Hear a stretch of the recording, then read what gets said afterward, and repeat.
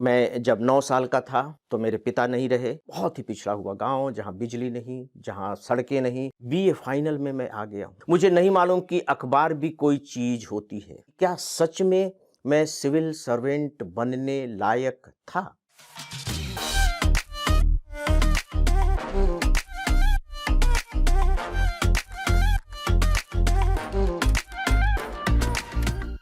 मेरे प्यारे साथियों, नमस्कार।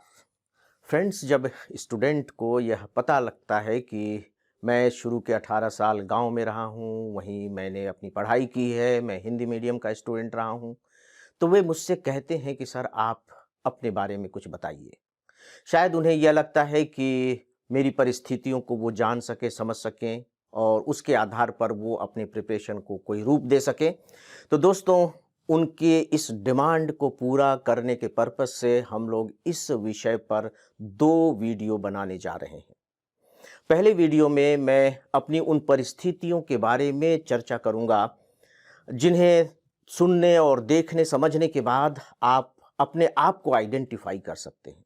जी हाँ, आप हो सकता है कि मुझ में अपने आप को आइडेंटिफ़ाई कर सकें, पूरी तरह से ना सही, लेकिन काफ़ी कुछ मेरे जीवन के टुकड़े डेफ़िनेटली आपके भी अपने जीवन में आपको मिलेंगे।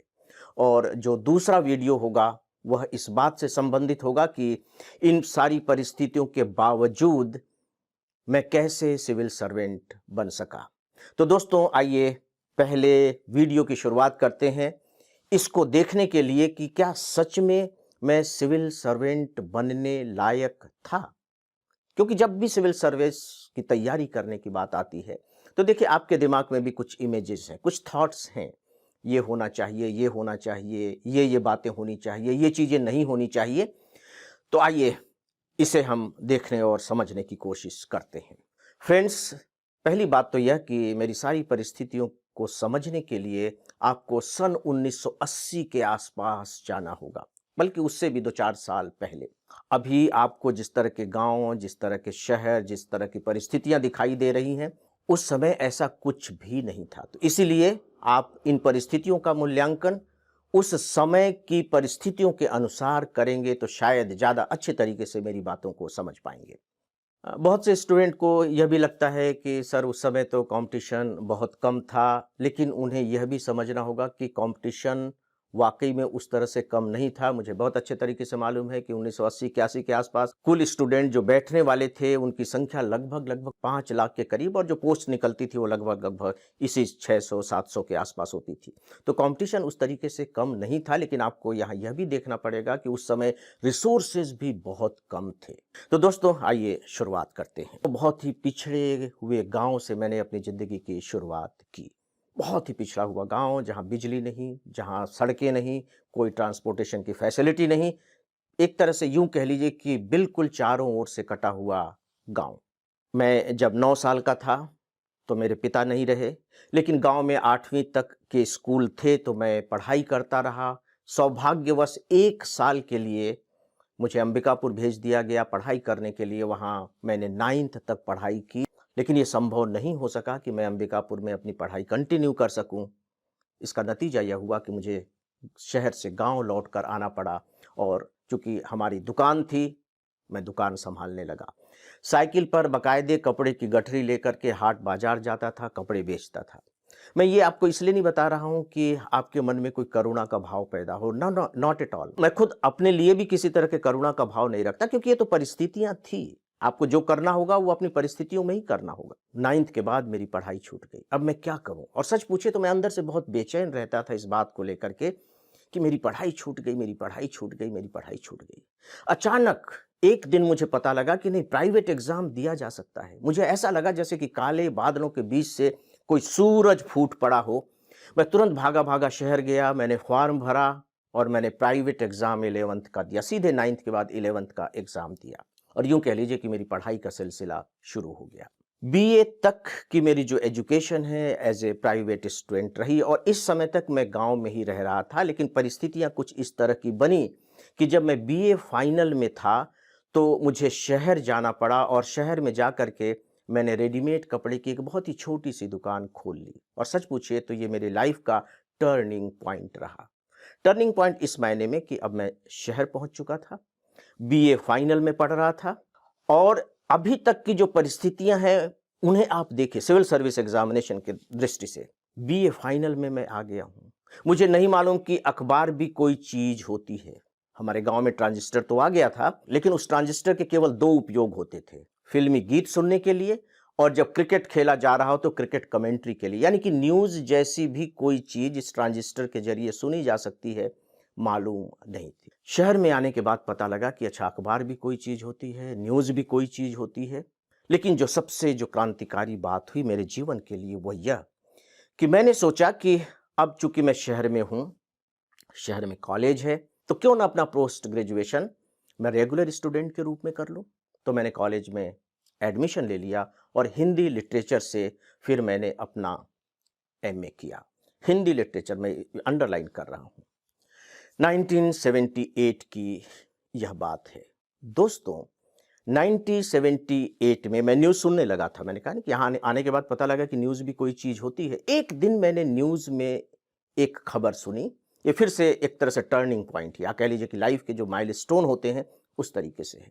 और उसमें ये बताया गया कि अब सिविल सर्विस एग्जामिनेशन हिंदी के साथ साथ उन सभी भारतीय भाषाओं में दिया जा सकता है जो हमारे कॉन्स्टिट्यूशन में मेंशन है। जब मैंने ये खबर सुनी तो मुझे लगा कि ये कोई बड़ी चीज होगी, क्योंकि ये खबर में आ रही है। तो मैंने पता लगाया कि भाई ये सिविल सर्विस क्या होती है, तो मालूम हुआ कि इससे कलेक्टर और एसपी बनते हैं। बस वहाँ इसी भाषा में बात होती थी, इससे कलेक्टर और एसपी बनते थे। इसका मतलब यह हुआ कि 1978 तक मुझे ये नहीं मालूम था कि सिविल सर्विस भी कोई सर्विस होती है, कोई एग्जाम होता है, इससे कलेक्टर और एसपी बना जाता, नथिंग, कुछ भी नहीं। तो पता नहीं मेरे दिमाग में कौन सी ऐसी बात आई, मैंने कहा कि यार इसके बारे में कुछ और पता किया जाए, ट्राई किया जाए, बैठने में क्या हर्ज है, पढ़ ही लेते हैं, तैयारी कर लेते हैं, शायद कुछ हो ही जाए। लेकिन एक बहुत अच्छी बात इसी समय यह हुई कि मुझे कॉलेज में लेक्चररशिप मिल गई। मेरा रिजल्ट डिक्लेयर हुआ, यूनिवर्सिटी में मेरी सेकंड पोजीशन आई और उसी कॉलेज में रिजल्ट डिक्लेयर के 3 दिन बाद ही मैं लेक्चरर हो गया था। बड़ी विचित्र सी स्थिति थी। जिस कॉलेज में मैं पढ़ रहा था उसी में अब मुझे पढ़ाने का मौका मिला। बहुत डरा हुआ था, बहुत संकोच था मन में। गांव से आया हुआ स्टूडेंट, आप सोच करके देखिए, लेकिन एक अवसर मिला और मैंने उसका फिर भरपूर उपयोग भी किया। यह फिर से एक टर्निंग पॉइंट हो गया। तो जब मैं पढ़ाई कर रहा था तो दुकान बंद करके जाता था, कॉलेज जैसे ही क्लासेस खत्म होती थी फिर से अपनी दुकान खोलता था और इस तरह से मैंने एमए अपना कर लिया। दोस्तों, अब आइए परिस्थितियों पर थोड़ी सी एक नज़र डालते हैं जो सिविल सर्विस एग्जामिनेशन से सीधे सीधे रिलेटेड है। हिंदी मीडियम में मैं बैठ तो सकता था, लेकिन उस समय सोच करके देखिए कि हिंदी मीडियम में क्या चीज़ें अवेलेबल थी। जिस स्थान पर मैं था, मैं अपना सौभाग्य मानता था कि कम से कम मुझे ताजी ताजी न्यूज़ तो सुनने को मिल जा रही है, क्योंकि दिल्ली से जो अखबार आता था वो 3 दिन बाद आता था। दिल्ली का अखबार नहीं आता था और वहाँ से जो अखबार निकलते भी थे वो बहुत ही सामान्य स्तर के थे। जबकि आप जानते हैं कि अखबार का कितना इंपॉर्टेंट रोल है और उस समय भी इतना ही रोल था। हिंदी में कोई भी मैगजीन अवेलेबल नहीं थी, कोई मैगजीन अवेलेबल नहीं थी। सिर्फ एक प्रतियोगिता दर्पण थी जो 1-2 साल पहले 1978 में शायद उस छपनी शुरू हुई थी, लेकिन उसका स्तर उस समय ऐसा कुछ नहीं था कि आप सिविल सर्विस की तैयारी उसके जरिए कर सकें। मैं कॉलेज में था, कॉलेज के प्रोफेसर्स से मिलता था कि वो मुझे तैयारी करने के बारे में कुछ बता सकें। कोई बताने वाला नहीं था, क्योंकि उनको खुद ये नहीं मालूम था कि सच में इस तरह का कोई एग्ज़ाम होता है और उसकी कोई तैयारी कैसे कराई जा सकती है।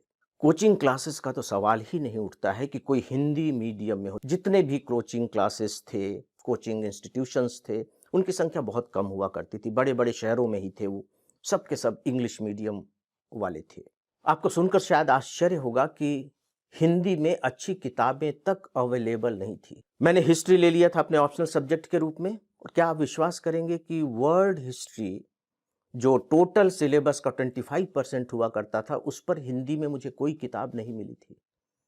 लेकिन पढ़ना तो था, तो मैंने इंग्लिश मीडियम की किताब मंगवाई, खरीदी और फिर उसे जो मेरे साथ जो दूसरे लेक्चरर्स थे जो साइंस बैकग्राउंड से थे, उनसे रिक्वेस्ट की कि आप इसका हिंदी में अनुवाद कर दीजिए। उन्होंने जिस तरह का भी अनुवाद बना उस पतली सी किताब का अनुवाद कर दिया और दोस्तों उससे मैंने अपनी पढ़ाई की। अब आइए थोड़े से विषय पर आते हैं। मैं बिल्कुल ठेठ हिंदी का स्टूडेंट, लेकिन इंग्लिश पेपर को क्वालिफाई करना उस समय भी कंपलसरी था और इंग्लिश से मेरा दूर दराज से कोई वास्ता नहीं था। और सीधी सी बात है कि अगर आप इंग्लिश का पेपर क्वालिफाई नहीं कर पाएंगे, दूसरे पेपर्स का कोई मतलब नहीं है, कोई गाइडेंस नहीं। और जब मैंने इसकी तैयारी शुरू करने का निर्णय लिया और तैयारी करना शुरू कर दिया, तो मेरी चारों तरफ जो माहौल था वो बिल्कुल नकारात्मक माहौल।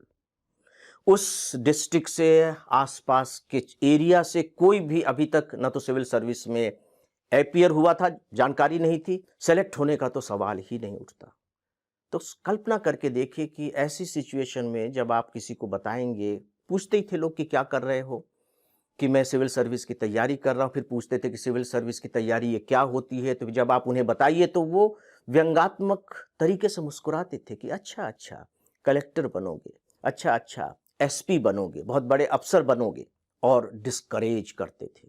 कोई भी ऐसा नहीं कहता था कि नहीं नहीं करो, करके देखो। लेकिन मित्रों, ठीक है, वो अपने ढंग से सोचते थे, मुझे अपने ढंग से सोचना था। तो ये टोटल परिस्थितियां रही हैं, खासकर जो मैंने आपको परिस्थितियां बताई हैं, ये सिविल सर्विस को ध्यान में रखकर बताई हैं। यहाँ भी आर्थिक संकट था, मुझे दुकान से इतनी कमाई करनी होती थी कि जो हमारा परिवार है वो सरवाइव कर सके। लेक्चरर बनने के बाद डेफिनेटली एक फिक्स सैलरी मिलने लगी थी, लेकिन वो सैलरी इतनी अधिक नहीं थी कि आप सच में बहुत अच्छे तरीके से अपने जीवन का निर्वाह कर सके। यानी कि यूं कह लीजिए कि जो आर्थिक जो तंगी होती है, वो तंगी ज्यों की त्यों बनी हुई थी। तो दोस्तों, मुझे लगता है कि जो बातें मैंने अभी आपके सामने बताई हैं, इनमें से बहुत सी बातें आप सबके साथ भी होंगी, कुछ बातें तो होंगी ही होंगी। फ्रेंड्स, यहाँ मैं एक बात और बताना चाहूँगा कि बीए तक मैं जो स्टूडेंट रहा हूँ वो सेकेंड डिविजनर स्टूडेंट रहा हूँ। हाँ, ये बात जरूर है कि फर्स्ट डिवीजन के आसपास मेरे मार्क्स होते थे, 58-59%। हाँ, एमए में जरूर मेरी यूनिवर्सिटी में सेकेंड पोजीशन थी। मैं ये बात विशेष रूप से कहना चाह रहा हूँ, इसलिए क्योंकि स्टूडेंट्स जो बहुत टॉपर नहीं होते या जो फर्स्ट क्लास हमेशा लाते नहीं हैं, उन्हें फिर ये लगने लगता है कि हम तो शायद ही सिविल सर्विस को क्वालिफाई कर सकेंगे। मैंने अपनी परिस्थितियों का खुला चिट्ठा आपके सामने रखा है दोस्तों। अब इसके आधार पर अब आप इस बात का फैसला कीजिए कि क्या सचमुच मैं सिविल सर्वेंट बनने लायक था। ये मैं आप लोगों के ऊपर छोड़ता हूं।